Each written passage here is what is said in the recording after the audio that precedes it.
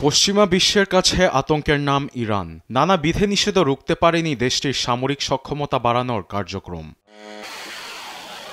এবার বুড়ো আঙ্গুল দেখিয়ে কেরমানশাহ প্রদেশের কাশুরি শিরিন এলাকায় সামরিক শক্তি প্রদর্শন করেছে ইরান।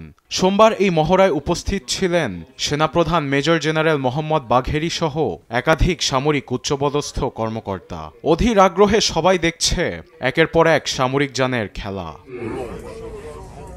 মহড়াতে অংশ নেয় ৩৫তম বিশেষ ব্রিগেড, ৫৫তম এয়ারবোর্ন ব্রিগেড, ১৮১তম সাজোয়া ব্রিগেড, সেনাবাহিনীর এভিয়েশন ইউনিট, ইলেকট্রনিক যুদ্ধ ব্যাটালিয়ন এবং ড্রোনসহ অন্যান্য বিশেষ ইউনিট। বিমানবাহিনী নানা সামরিক হেলিকপ্টার ও ফাইটার জেট নিয়ে ছুটে চলে আকাশে। মহড়ায় শতাধিক হেলিকপ্টারের শব্দে কেঁপে ওঠে মাটি।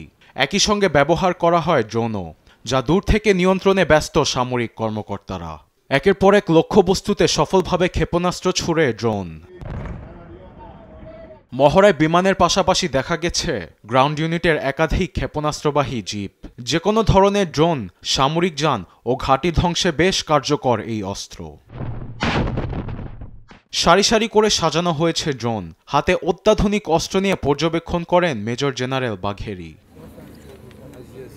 ইরানের নিরাপত্তা স্থিতিশীলতা রক্ষাই মহড়ার মূল উদ্দেশ্য। দেশের বিরুদ্ধে যে কোনো হুমকি মোকাবিলায় নিরাপত্তা বাহিনীকে সবসময় প্রস্তুত থাকার নির্দেশ দেন মেজর জেনারেল বাঘেরি। এ সময় একাধিক উচ্চপদস্থ সামরিক কর্মকর্তারা জানান, বিশ্বের যে কোনো পরাশক্তির বিরুদ্ধে নিজেদের সক্ষমতার বহিঃপ্রকাশ এই মহড়া। আরবেদ আফসার, নিউজ ডেস্ক, দেশ টিভি।